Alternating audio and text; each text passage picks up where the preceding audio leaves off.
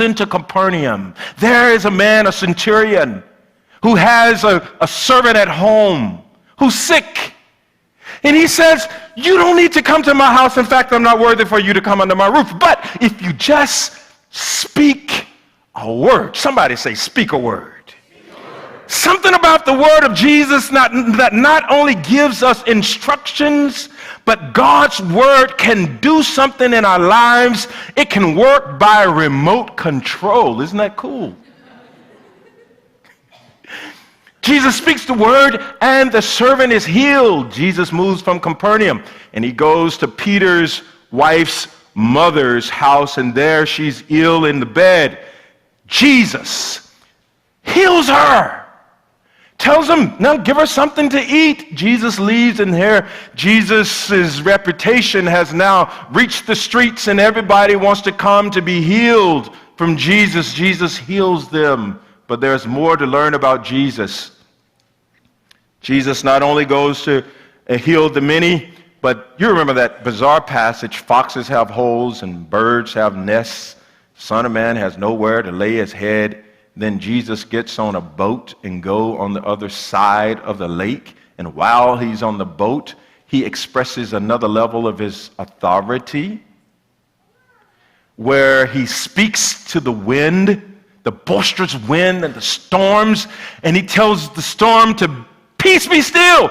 And it obeys the voice of Jesus, because Jesus has authority in word, authority over sickness. Now he has authority over the natural phenomena, the wind. But there's more to learn. As Jesus docks on the other side of the lake, he sees two men who are possessed with demons, and he cures them of the possession. Then, like many of us, like me, who've been on vacation recently, it's time to go home. That's chapter number 9. Jesus is on his way home, and you know how it is. Reputation precedes him. People hear about all the matchless works that he's able to do, and they had a friend. They want to take him to Jesus to be healed. Right? Now, parenthetically, we just celebrated independence of our nation, July 4th. And it's very hard for us to celebrate, on the one hand, independence, and on the other hand, talk about a faith that must be dependent. So sometimes it's hard to switch gears, right? So we're sort of cultured in a way of independence. It's kind of the way I was when I grew up. My dad, he always taught us that, you have to study. He taught English for 34 years. He started a Christian school, pastored of a church.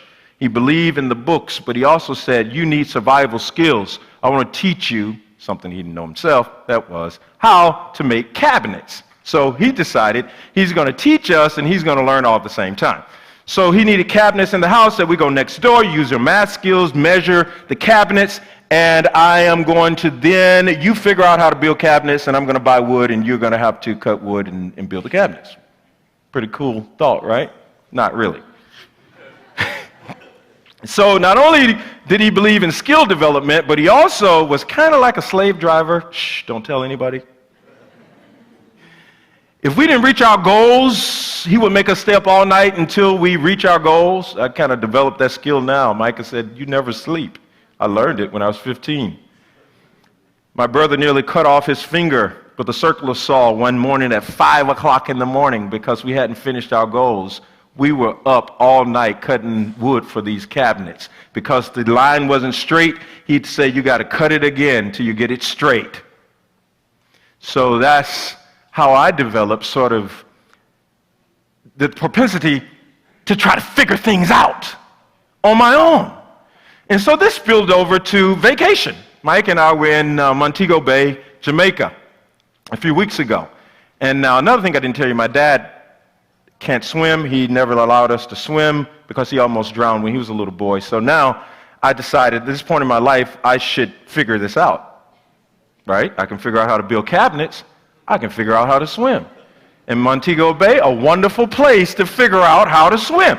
I'm looking at the boats on the water, thinking that that big boat can stay on top of the water. Truly, if that boat can stay on top of the water, I can stay on top of the water.